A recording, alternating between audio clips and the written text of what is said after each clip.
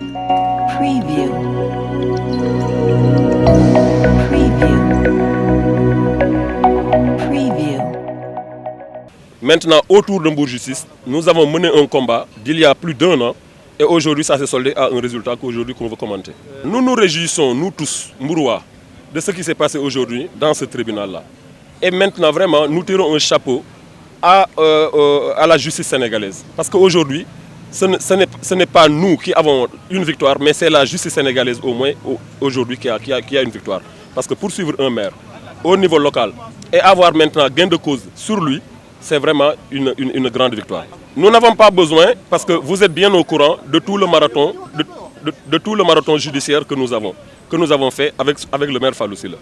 Aujourd'hui, nous sommes entièrement satisfaits, parce que nous le poursuivions, nous, Mbour Justice et tout Mbourois, poursuivaient le maire sur faux et usage de faux, usage d'écriture faux en écriture publique.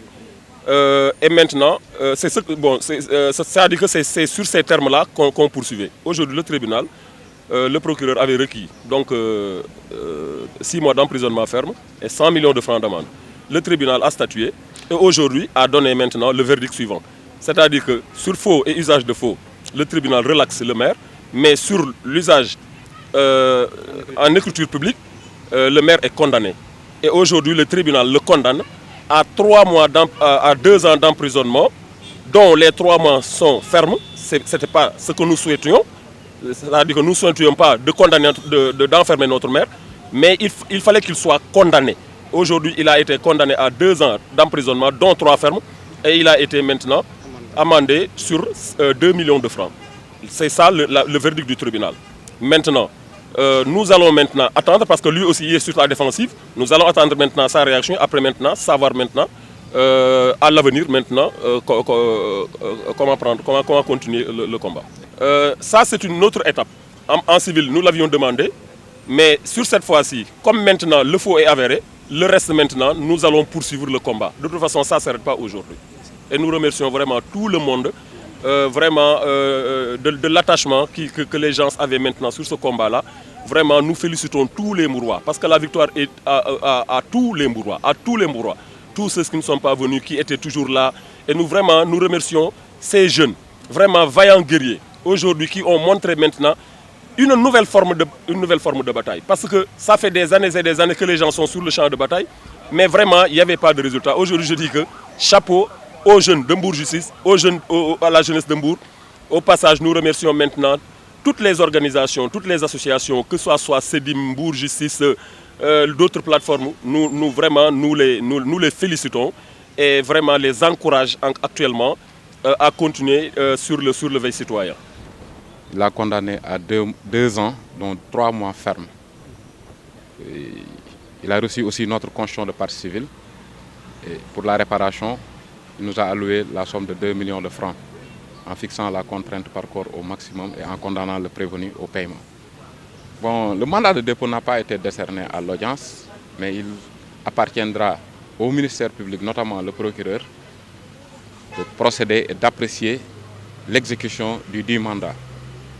C'est des paramètres, le tribunal pouvait le faire d'office, bien laisser à la charge du ministère public l'appréciation à la sortie de la décision sur l'exécution de ce mandat. La contrainte par corps, naturellement, en fait, c'est une mesure que nous sollicitons souvent, qui permet, au cas où la décision de condamnation sur la réparation n'est pas exécutée, de pouvoir contraindre le prévenu qui a été condamné, ou bien le condamné lui-même, à s'exécuter, à défaut de traduire cette réparation pécuniaire en peine de prison. Il y a des critères d'appréciation prévus par le Code de procédure pénale en ce sens. Satisfait, oui. Parce que, en fait, nombreuses sont les autorités qui sont traduites par devant des juridictions et qu'une décision de condamnation n'ait pas été prononcée. Sur ce plan-là, à l'aune des débats, on considérait que en fait, c'est un fait purement politique, comme il a tenté de l'analyser. Mais en réalité, c'est des faits qui heurtent la loi, en fait.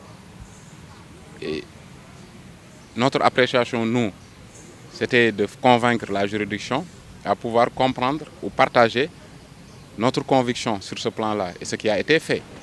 Ce qui a été fait parce que c'est une décision de condamnation qui montre à quel point, en fait, ce qui a été érigé au niveau de l'espace public n'a pas été fait sur les bases légales et sur un fondement régulier en tant que tel.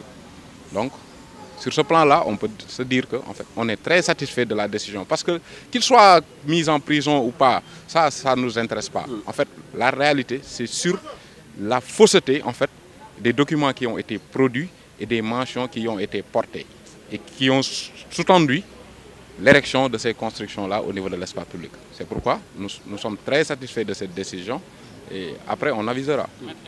Bon, ça, c'est un autre débat. On n'est pas là actuellement. On était dans le cadre pénal pour des faits bien précis. Et vous savez, une juridiction est saisie, ce que l'on dit, de faits précis. C'est sur ces faits précis-là que la juridiction a rendu sa décision aujourd'hui. Preview. Preview.